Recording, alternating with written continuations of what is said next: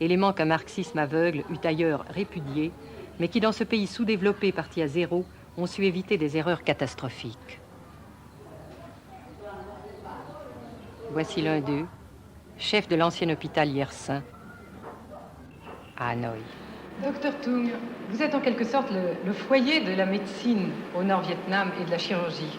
Je suis trop petit pour être le foyer, mais enfin, j'ai formé des chirurgiens. Vous avez formé tout ce qui existe actuellement?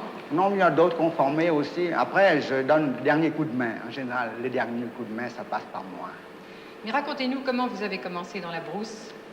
Puis dans la brousse, au début, nous avons très peu. Il n'y avait presque pas de chirurgiens. Nous avions un groupe de jeunes étudiants qui nous accompagnaient, n'est-ce pas, dans la brousse. Et c'est avec un embryon de 6 étudiants que nous avons formé la faculté de médecine. Et puis, cet embryon de 6 étudiants a fait boule, et après, il est venu à peu près une centaine. Et nous avons ainsi pu former au fur et à mesure des cadres pour la chirurgie, surtout la chirurgie d'urgence et la chirurgie de guerre. C'est-à-dire que vous étiez, en 1954, au moment de l'indépendance, vous étiez combien de médecins au Nord-Vietnam? 100 médecins, mais très peu de chirurgiens, parce que la chirurgie intéressait peu de personnes à ce moment. C'est plutôt au moment de la guerre que ça intéressait beaucoup les gens. Et aujourd'hui, il y a combien de chirurgiens au Nord-Vietnam? 400 chirurgiens sur 1400 docteurs en médecine. Vous avez été aidé, c'est-à-dire que tous les pays socialistes ont apporté leur contribution. Vous avez un matériel. Pendant la guerre, la résistance, ou après la libération de Hanoï, ou après la rentrée à Hanoï. Après la rentrée à Hanoï, oui. Oui, après la rentrée à Hanoï, il y a eu beaucoup d'aide, surtout la RDA. Vous savez, la République de l'Allemagne de l'Est nous a donné le premier coup de main. C'est elle qui a équipé entièrement cet hôpital.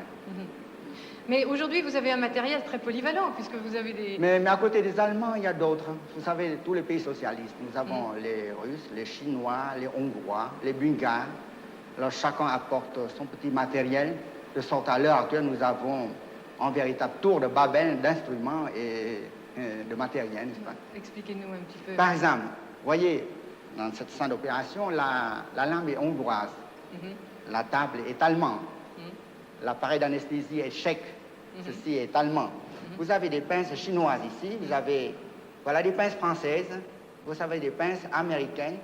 Voyez, alors, Est-ce que vous êtes inscrit au Parti communiste, Dr Tung? Non, madame, je suis trop vieux. Dr Tung, le Nord-Vietnam se trouve dans une position apparemment tout à fait isolée. Il n'y a pas d'investissement étranger. L'aide des pays socialistes s'est très fortement ralentie. Alors, qu'est-ce qui fait marcher ce pays? Quel est le capital dans votre pays? Notre capital, c'est l'homme. Et vous savez que le président Ho Chi Minh a une belle phrase à ce sujet.